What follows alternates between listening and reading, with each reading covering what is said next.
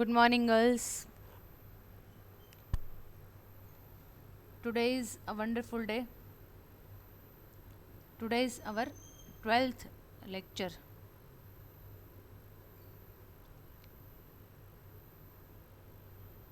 બાર lecture અને એક વીકમાં 2 લેક્ચર એટલે 6 વીક્સ 6 વીકથી આપણે લોકો કન્ટિન્યુઅસ ટચમાં છીએ. ઓછામાં ઓછા 6 વીક, વચ્ચે બ્રેક હોય તો એ વધારે. ભલે ફિઝિકલી ન મળી શકીએ, ન જોઈ શકીએ એકબીજાને, પણ આઈ હોપ કે હવે આટલા લેક્ચર્સ પછી એક રેપો જે છે ટીચર એન્ડ સ્ટુડન્ટની વચ્ચે એ ક્રિએટ થઈ ગયો છે. ભલે તમે લોકો મારા માટે અનનોન છો, પણ for a teacher all students are same. Students ગમે તે હોય, જાણીતા હોય કે અજાણ્યા હોય, જોયા હોય ન જોયા હોય, it does not make any difference. એટલે સેમ વે હવે તમને લોકો પણ મારી સાથે ધીરે ધીરે સેટ થવા માંડ્યા હશો, અને હોપફુલી જ્યારે મળીએ ફિઝિકલી, હા, ત્યારે આપણે એક ઓલરેડી ટ્યુનિંગ આવી ગયું હોય આપણે લોકોને એકબીજા વચ્ચે, એવી આશા રાખું છું. Guys, in previous lecture we have started memory, in which we have discussed primary memory. RAM, ROM, PROM, EPROM and EEPROM. All of these are types of primary memory. From them I have already explained RAM, that is random access memory, which is the main read-write memory of the computer. The speed of your computer depends on RAM. જેમ RAM વધારે હોય એમ કમ્પ્યુટરની processing speed વધારે, જેમ RAM ઓછી હોય એમ speed ઓછી, just like your mobile phone. Okay, today I am going to explain you remaining memories, that is ROM, PROM, EPROM and EEPROM, and then this question or topic will be over. Generally each question will require 2 lectures. આમ તો એક લેક્ચરમાં પૂરું થઈ જાય, પણ મારા ખ્યાલે over થઈ જાય, પછી ખેંચવો પડે લેક્ચર, અને પછી તમે લોકો જે છે બિંગ સ્ટુડન્ટ્સ ઓનલાઈન લેક્ચર્સ એક તો ભરવાની બહુ પ્રેક્ટિસ ના હોય, અને જો એક જ લેક્ચરમાં એક આખો ક્વેશ્ચન પૂરો કરાવી દો તો તમે લોકો પણ કંટાળી જાઓ, અને આપણને એવી કંઈ ઉતાવળ પણ નથી. જ્યારે હશે ત્યારે એવું કંઈ કરશું, પણ આઈ હોપ કે એવું કંઈ તકલીફ નહીં પડે.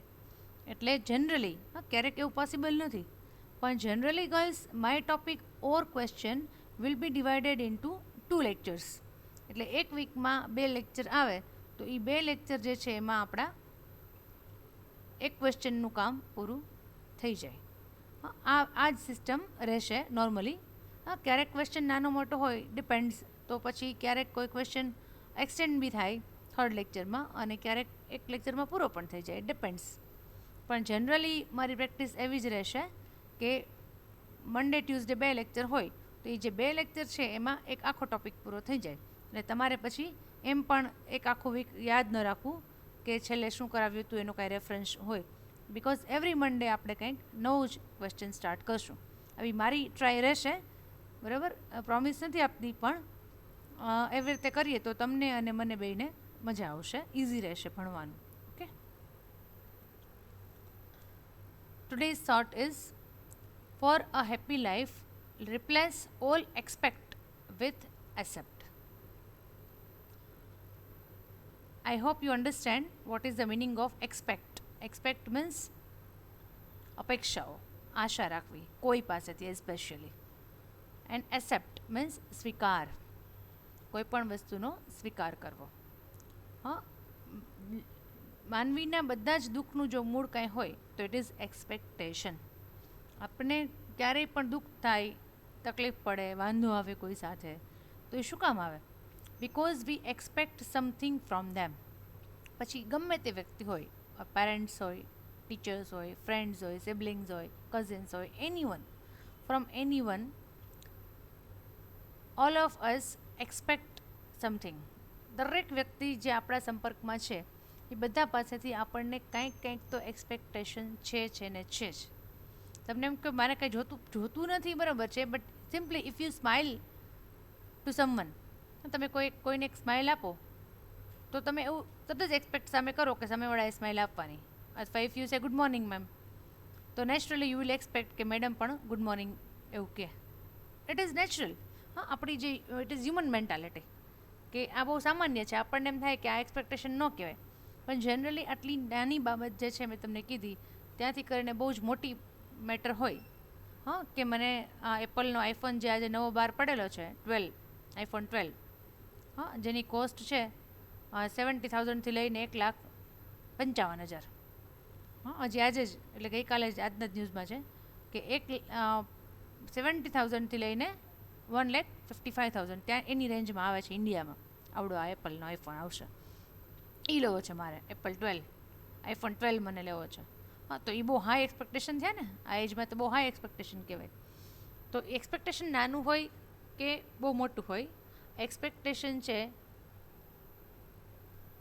એનાથી હંમેશા આપણને દુઃખ જ મળવાનું છે. એટલે ઇટ ઇઝ બેટર કે જે છે જે મળેલું છે એને એક્સેપ્ટ કરતાં શીખો. હા, એક્સેપ્ટ કરશો ને તો દુઃખી ઓછા થશો, બીજાને પણ ઓછા દુઃખી કરશો, અને જેટલું એક્સપેક્ટેશન વધારે એટલું લાઈફમાં તકલીફ, દુઃખ, પ્રોબ્લેમ્સ વધારે. એટલે બને ત્યાં સુધી બીજાને, સ્પેશિયલી આપણું તો કંઈ હોય તો આપણે ઇમ્પ્રૂવ કરી શકીએ, આપણે ડેવલપ કરી શકીએ, પણ જ્યારે બીજાની વાત આવે ત્યારે વી હેવ ટુ એક્સેપ્ટ. કારણ કે દુનિયા આખીને ચેન્જ કરવા જાવી ડિફિકલ્ટ છે. એની જગ્યાએ એ આપણે જો આપણાથી જ શરૂઆત કરીએ, આપણી જાતને જ ચેન્જ કરીએ તો ઇટ ઇઝ ઇઝીયર. ઓકે, એટલે હંમેશા એક્સેપ્ટ કરતા શીખો. ROM, read only memory. Because its name says read only. So I don't need to explain anything. You can easily understand that this memory allows you to read only. You can read from this chip, you cannot write onto this chip. It is not possible to write on ROM. We can only read from ROM. This chip is also mounted on your motherboard. હમણાં આ સ્લાઇડ્સની contents હું read કરું છું, but I am just giving the brief idea of Rome.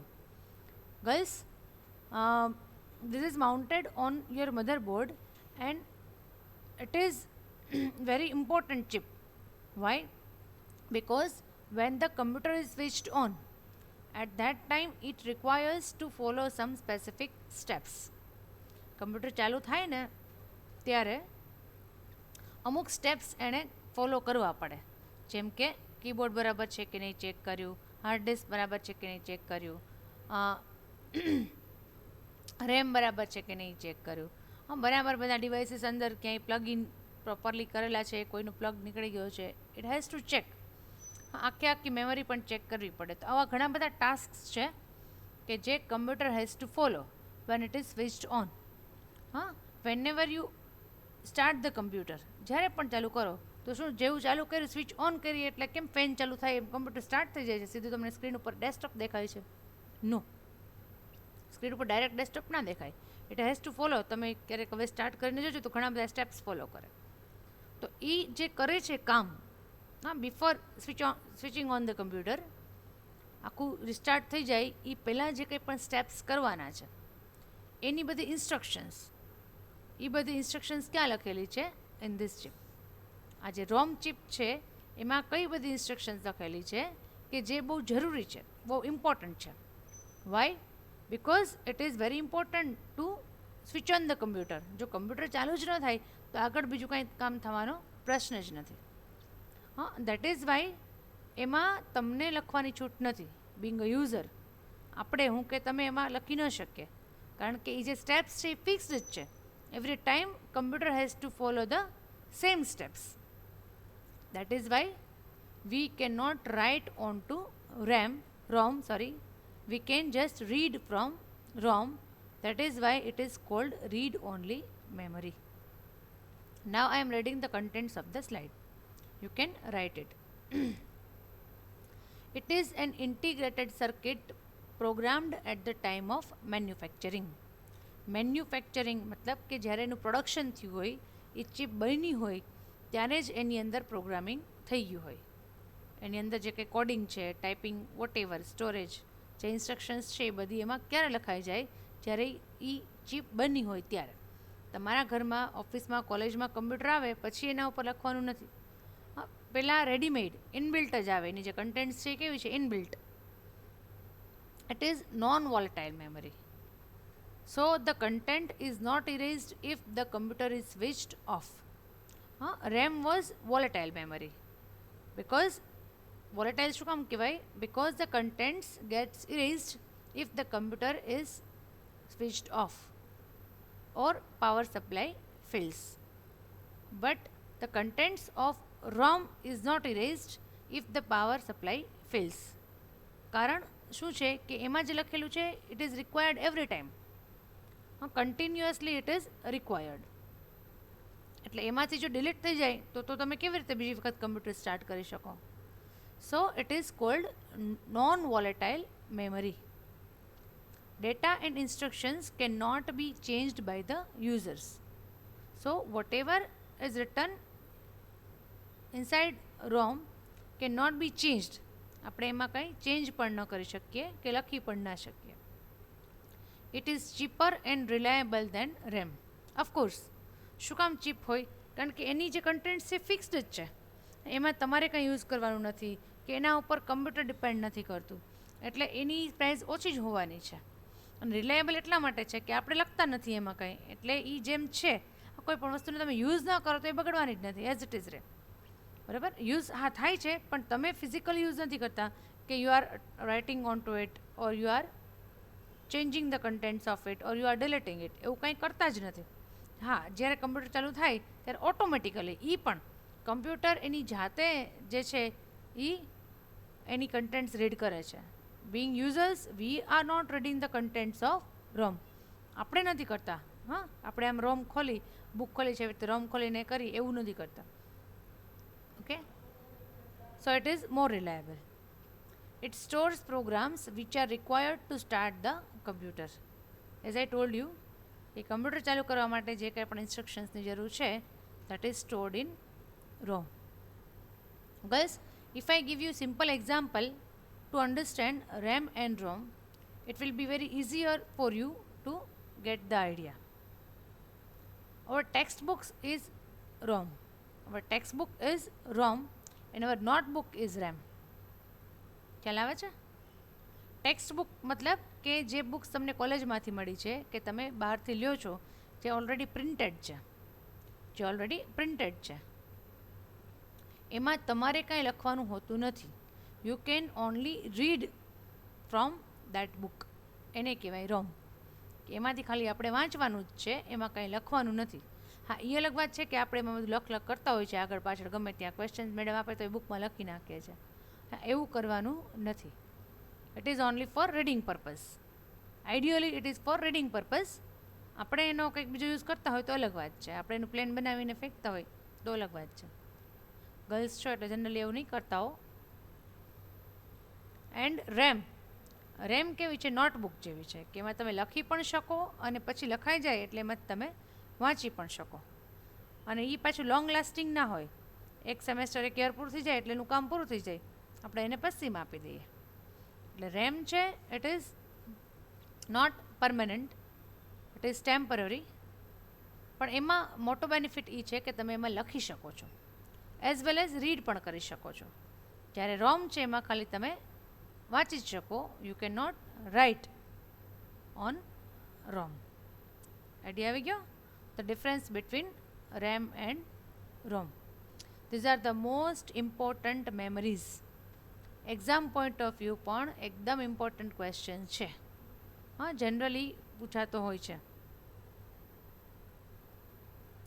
Now others જે છે PROM, EPROM and EEPROM. They are types of ROM. એનું જે કામ છે મેં તમને રોમ એક્સપ્લેન કર્યું એ બધું જ તમે મેં એક્સપ્લેન કરી શકો, સેમ ટુ સેમ જ છે. પણ એમાં થોડું એક્સટેન્શન છે. એક્સટેન્શન સમજો છો? થોડું એડિશન, મતલબ કે કંઈક સુધારો છે, થોડુંક કંઈક વધારે એમાં મૂકેલું છે, updated version you can say. આપણે કેમ મોબાઈલમાં ને એપમાં ને એમાં અપડેટેડ વર્ઝન આપણે લેતા હોઈએ છીએ, સેમ વે એમાં કંઈક કારમાં પણ મોડેલ થોડુંક ચેન્જ કરે એટલે એમ કે આ નવું મોડેલ આવી ગયું. નવા મોડેલમાં કંઈ હોતું જ નથી, પણ લોકો પાસેથી પૈસા ખંખેરવાની, લાખ 1.5 લાખ વધારે ખંખેરવાની વાત હોય છે. એવું છે. એટલે PROM, it stands for programmable read only memory. તમને આનો પણ નામ ઉપરથી ખ્યાલ આવી જશે કે programmable read only memory. It is read only memory of course, પણ એમાં તમે પ્રોગ્રામિંગ કરી શકો. તમે એટલે જે લોકો એની લેંગ્વેજ જાણતા હોય એ. હવે એની લેંગ્વેજ કઈ છે? એસેમ્બલી લેંગ્વેજ છે. એસેમ્બલી લેંગ્વેજ છે ને ટફ થાય, થોડીક અઘરી પડે લેંગ્વેજ. નોર્મલ આપણે જે પ્રોગ્રામિંગ ભણતા હોઈએ, તમે લોકોએ સાંભળ્યું હોય બધી લેંગ્વેજીસના નામ, એને કહેવાય હાઈ લેવલ લેંગ્વેજ. સી છે, જાવા છે, C++ છે, એ બધી કેવી કહેવાય? High level language. We can write program in high level language, પણ એ હાઈ લેવલ લેંગ્વેજ છે એ રોમ જે છે કે પી રોમ એને સમજાતી નથી. એને સમજવા માટે કઈ લેંગ્વેજમાં તમારે લખવું પડે? Assembly language. એસેમ્બલી લેંગ્વેજ થોડીક ટફ હોય, એટલે બધાને આવડતી ન હોય. એટલે only those people who know how to write programs in assembly language can write on ROM. એ લોકો જ લખી શકે. જનરલી આપણે લોકોના પીસીમાં રોમ જ હોય છે. આપણે પી રોમ કે લેતા નથી.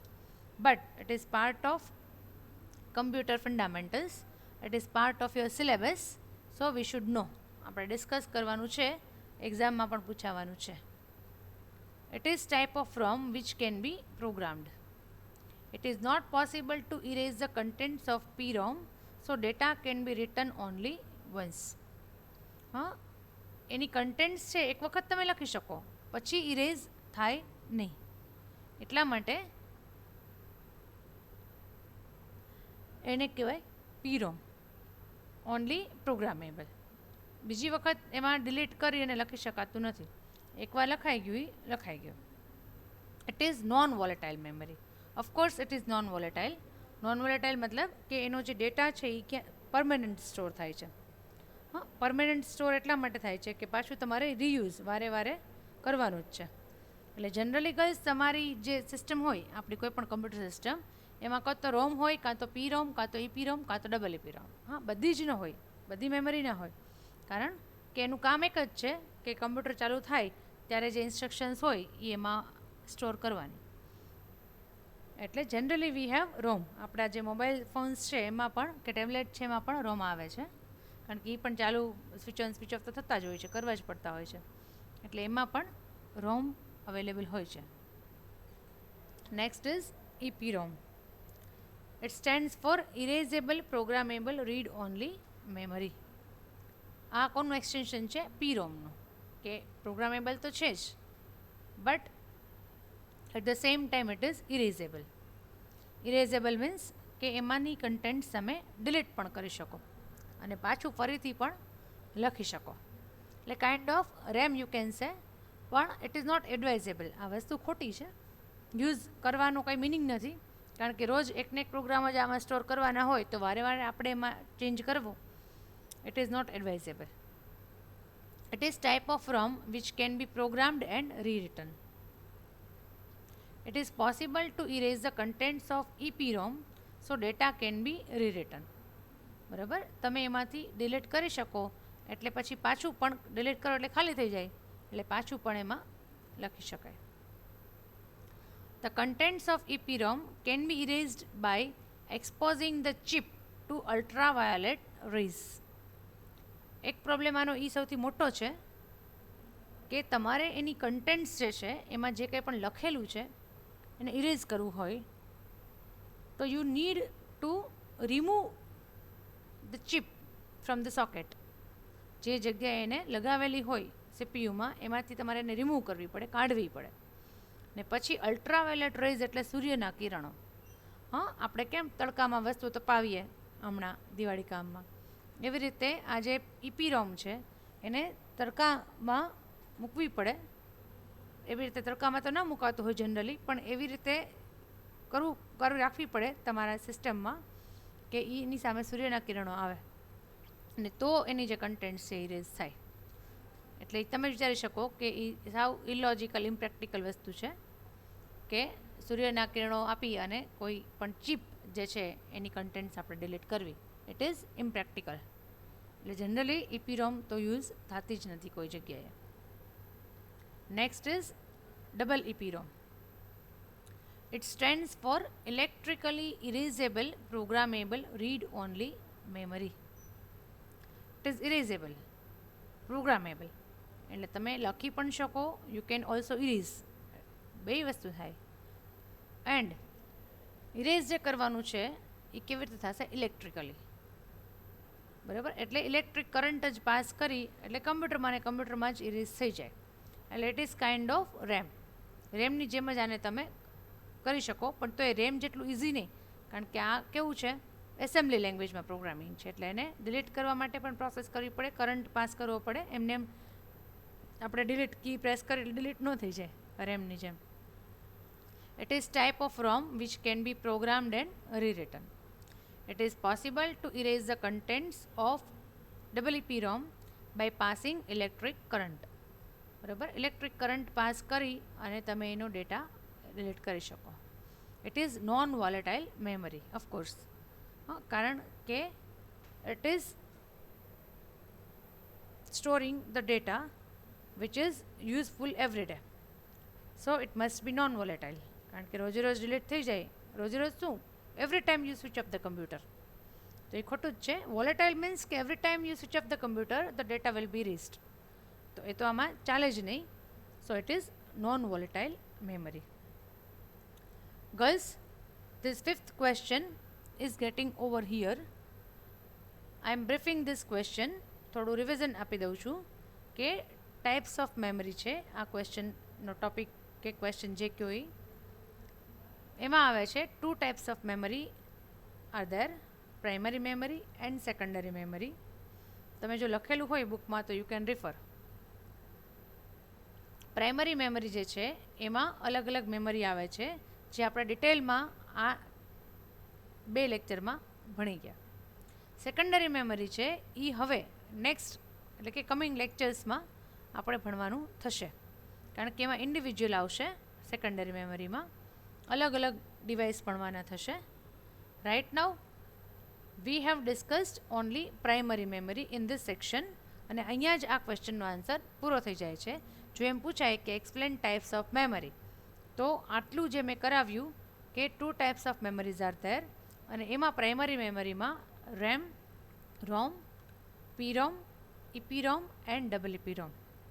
હા, આટલું જે છે you have to explain this much contents in exam if this question is asked. Fine, I hope it is very clear to you કે આ ક્વેશ્ચનનો આન્સર શું હોઈ શકે. બરાબર, જેટલું બને એટલી કન્ટેન્ટ્સ મેં ટ્રાય કરી છે સ્લાઇડ્સમાં લેવાની. આ સિવાયની પણ ઘણી બધી કન્ટેન્ટ્સ બુકમાં છે. You can refer the book, અથવા પછી ક્યારેક આપણે ક્લાસમાં અથવા તો ઓનલાઈન લેક્ચરમાં પણ બુક રિફર કરશું. હા, ડોન્ટ વરી, હું તમને દરેક ક્વેશ્ચન છે એનો આન્સર કયા પેજ ઉપર આપેલો છે, ક્યાં એ પૂરો થાય છે, બધું જ ગાઈડન્સ આપીશ. બુક જો, કારણ કે અત્યારે ઘણા બધા પાસે બુક કદાચ ના હોય, આઈ ડોન્ટ નો, પણ એક્ઝામ ટાઈમમાં દરેક ક્વેશ્ચનનો આન્સર હું તમને બતાવીશ બુકમાં. Okay, now it is story time. Guys, today's story will explain you the importance of reading. વાંચવાનું ઇમ્પોર્ટન્સ કેટલું છે, મહત્ત્વ કેટલું છે, એ તમને શીખવાડશે આ સ્ટોરી. જનરલી જે હું રીડિંગ ક્લબ ચલાવું છું ને, રીડર્સ હબ, એમાં ઘણા બધા સ્ટુડન્ટ્સનો મને રિસ્પોન્સ પણ મળ્યો છે. એનું ફોર્મ ફિલઅપ કરીને મને આપેલું છે. એમાં ફર્સ્ટ લેક્ચરમાં હું આ સ્ટોરી કહેતી હોઉં છું, કારણ કે આપણે રીડર્સ હબ એટલે રીડિંગને રિલેટેડ એક્ટિવિટી કરવા જઈ રહ્યા છીએ, તો સૌથી પહેલાં એનું ઇમ્પોર્ટન્સ આપણને ખબર હોવું જોઈએ. એની આ સ્ટોરી છે, બહુ જ સરસ છે. I like this story very much. એક વખત એક નાનું ગામડું હતું, એમાં એક ખેતર હતું, એમાં એક ફેમિલી રહેતું હતું અને બધાને ખ્યાલ છે કે ખેતીવાડી કરતા હોય તો છોકરાઓ બધા ધૂળમાં રમતા કરતા હોય એવું એવું હોય. અને એ લોકોનું એક ઘર પણ સરસ એ જે ખેતર હતું એમાં હતું. એટલે એમાં એક છોકરો હતો 8-10 વર્ષનો. એને એના મમ્મી ભણવાનું કયા કરતા હતા કે ભણવું જોઈએ, કારણ કે ભલે ખેડૂતના છોકરા હોય પણ શરૂઆતમાં તો પ્રાઇમરી એજ્યુકેશન તો ઓબ્વિયસ છે, આપતા જ હોય છે બધા. હવે તો આઈઆઈટીઝમાં જાય છે કે ખેડૂતના છોકરાઓ, એટલે એવું કાંઈ નથી. પણ ટૂંકમાં એના મમ્મી એને કહેતા હતા કે ભણવાનું એમ કરીને. અને એ છોકરાને મગજમાં ઉતરતું નથી કે આ ભણીને ગણીને થોડું મને આટલું બધું યાદ રહેવાનું છે, એ કે શું ફેર પડવાનો છે. એટલે હવે એ જે ખેતર છે એ ત્યાં એના દાદા એક જગ્યાએ વચ્ચે ચોકમાં ખુરશી નાખીને બેઠા હતા. દાદા ખુરશી નાખીને બેઠા હતા. એટલે એ છોકરો એની મમ્મી સાથે માથાકૂટ કરતો હતો. એટલે દાદાને આઈડિયા આવી ગયો કે આ વાંચવાની ના પાડે છે, ભણવાની ના પાડે છે. એટલે દાદા હતા એના છોકરાના, એમણે એને છોકરાને ઇશારો કર્યો કે અહીંયા આવો. છોકરો દાદા પાસે ગયો. એટલે એના દાદાએ પૂછ્યું રાધર કે શું પ્રોબ્લેમ છે. એટલે છોકરો કે આ જો ને બધી બુક્સ જે છે એ વાંચવાનો અર્થ શું છે. એ કે આ બુક બધી વાંચું, જો હું વાંચ્યા જ કરું તો આ મને થોડું યાદ રહેવાનું છે. આટલી 5-6 બુક છે, આવતા વર્ષે આ હું ભૂલી જઈશ, વળી એના પછીના વર્ષે બીજું ભૂલી જઈશ.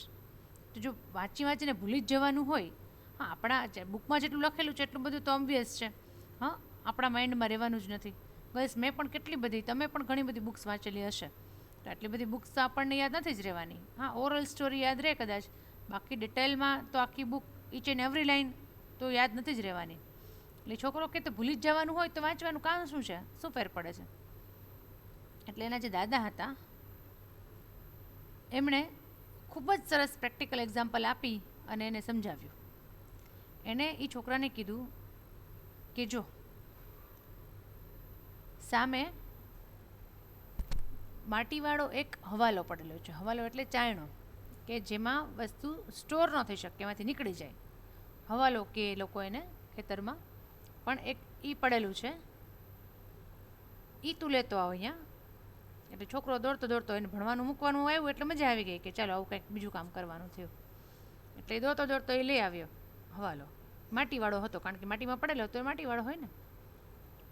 એને એમ કીધું કે તું એક કામ કર કે સામે જે પાણી ભરેલું છે, આમ ધોરિયો જતો હોય ને પાણી ખેતરમાં પીવાતું હોય તો પાણી જતું હતું. એટલે એ કે એમાંથી પાણી ભરી અને અહીંયા હું બેઠો છું ને ત્યાં એક ડોલ પડી છે, બકેટ. તો કે ડોલમાં એ પાણી તું નાખ, સામેથી દોડીને અહીંયા પાણી નાખ. છોકરાને મજા આવી ગઈ કે વાહ, બહુ સરસ કામ થઈ ગયું. એટલે એને તો બુક મૂકી એક બાજુ અને દોડી અને ત્યાં પાણી જતું હતું, આમ પાસ થતું હતું, એ પાણી પાસે ગયો અને ઓલો હવાલો પાણીમાં નાખ્યો. અને પછી એમાં ભરવામાં તો શું છે કે જેવું ઉપાડે એટલે પાણી નીકળી જવાનું છે એમાંથી. અને દોડીને પછી એણે બકેટ જે હતી દાદાની બાજુમાં પડેલી હતી એમાં નાખ્યું. એક ટીપું પાણી માંડ આવે. વળી પાછો દોડી અને ગયો અને વળી પાછું થોડીક પાણી નાખ્યું, વળી પાછો ગયો અને વળી પાછું થોડીક નાખ્યું. 8 વાર, 10 વાર, 15 વાર, 20 વખત કર્યો. પછી કેમ ટુ નો કે આ તો મને ધંધે લગાડવાની વાત છે, આમાં ક્યાં પાણી આવે છે. એટલે પછી થાકીને દાદા પાસે પાછો ગયો. દાદા એ કે આ હું પાણી તો અહીંયાથી લઈ આવું છું, પણ જે આ હવાલો છે એમાં પાણીની કેપેસિટી જ નથી, કે એમાં પાણી સમાય જ નહીં. એટલે એ પાણી એમાંથી નીકળી જાય છે. તો ત્યાંથી અહીંયા આવીને આ બકેટ તો હજી બિલકુલ એમાં પાણી આવ્યું જ નથી, ભરાય તો બહુ દૂરની વાત છે. હા, 8, 10, 15, 20 ટીપામાં તો શું પાણી દેખાય. તો આ તો ક્યારે ભરાઈ રહી કે તો ખાલીની ખાલી જ છે એ કે. એટલે દાદાએ બહુ જ સરસ એક્સપ્લેન કર્યું. I like this part very much. એમણે કીધું કે બેટા, બકેટમાં પાણી નથી આવ્યું, એ તો તને દેખાય છે ને મને દેખાય છે, પણ જે હવાલામાં તું પાણી લઈ આવતો હતો એ એકદમ આખો માટીથી ખંડિત હતો, માટીથી ખરડાયેલો હતો.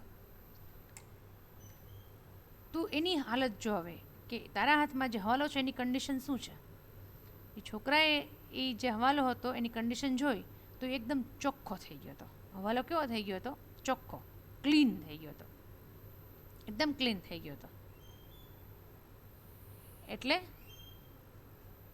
એના દાદાએ સમજાવ્યું કે ભલે પાણી જે છે એ તું ત્યાંથી અહીંયા ન લઈ આવી શક્યો, આ હવાલાની એ કેપેસિટી નથી, પણ એ જે પ્રોસેસ થઈ 20 વખત, એ પ્રોસેસમાં શું થયું તો કે હવાલો જે આખો માટી ભરવાળો ભરાયેલો હતો એકદમ ક્લીન થઈ ગયો. એની સાઈડ ઇફેક્ટ થઈ. શું થયું? સાઈડ ઇફેક્ટ થઈ. એટલે તું જે કાંઈ પણ વાંચે છે એ તને યાદ નહીં રહે, ઓબ્વિયસ છે, પણ એ વાંચતા વાંચતા સમજતા સમજતા તારી પર્સનાલિટીમાં આખો ચેન્જ આવશે કે જે કેવી હશે? સાઈડ ઇફેક્ટ, બાય પ્રોડક્ટ હશે કે જેની તને કલ્પના પણ નહીં હોય, તને ખબર પણ નહીં હોય કે આ વાંચતા વાંચતા ભણતા ભણતા 7th સ્ટાન્ડર્ડ 8th સ્ટાન્ડર્ડ સુધીમાં તારી જે આખી પર્સનાલિટી છે, તારું આખું જે કેરેક્ટર છે એ બિલ્ડ થઈ ગયું, બની ગયું. હા, વાંચતા હો ન વાંચતા હો, ભણતા હો ન ભણતા હો, એ લોકોની આખી એક કેટેગરી જ અલગ હોય. હા, બંનેની કેટેગરી ટોટલી અલગ હોય. એટલા માટે આપણે કોને પ્રિફર કરીએ છીએ કે ભણેલા ગણેલા લોકોને. શું કામ પ્રિફર કરીએ છીએ? હા, કારણ કે એમની જે થોટ પ્રોસેસ છે, એમનું જે લેવલ છે એ કેવું હોય? થોડું અપ હોય. હા, એટલે દાદાએ ખૂબ સરસ રીતે સમજાવ્યું ઇમ્પોર્ટન્સ ઓફ રીડિંગ, કે વાંચવાનું મહત્ત્વ શું છે. કે તું વાંચીશ એ બધું યાદ નથી રહેવાનું, હા, કોઈને યાદ નથી રહેવાનું, પણ એ વાંચી વાંચી વાંચીને આપણા માઇન્ડ ઉપર જે ઇફેક્ટ થઈ હોય ને, એ આપણી પર્સનાલિટી ડેવલપ કરે, એ આપણામાં ચેન્જ લઈ આવે. And this is my personal experience girls, અમારો પોતાનો એક્સપિરિયન્સ છે કે રીડિંગ તમે કરો બધું. મેં પણ લોટ્સ ઓફ બુક્સ વાંચી છે, બધી યાદ નથી, પણ એ બધામાંથી કંઈક નાનું નાનું કંઈક ગેઇન કરેલું જ છે. અને એ બધી બુક્સ જે છે એણે આખી મારી પર્સનાલિટી ચેન્જ કરી નાખી છે. એ જે રીડિંગ પ્રોસેસ છે એણે આખી પર્સનાલિટી ચેન્જ કરી નાખી છે. બેઝિકલી તો તમે જેવા હો એવા જ હો, physically you will not change, પણ મેન્ટલી અથવા તમારું જે થિંકિંગ લેવલ છે, તમારું બિહેવિયર છે, હા, એ ડેફિનેટલી ચેન્જ થાય જો તમે સારું રીડિંગ કરો તો. યાદ ન રહે તો વાંધો નહીં, પણ ઓટોમેટિક તમને પણ ખબર ન પડે કે તમારામાં શું ચેન્જ આવી રહ્યો છે. અને it is a long process. હા, 2 વર્ષ 4 વર્ષ 5 વર્ષ પછી તમે આખું એક અલગ જ વ્યક્તિત્વ હો જો તમને રીડિંગ પ્રેક્ટિસ હોય તો. રીડિંગ કરતા હોય એવી બે વ્યક્તિ હોય એને ક્યારેક ડિસ્કશન કરતા જોજો, અને જે નોર્મલ પીપલ જનરલ હોય પબ્લિક એ લોકોને ડિસ્કશન કરતા જોજો. There will be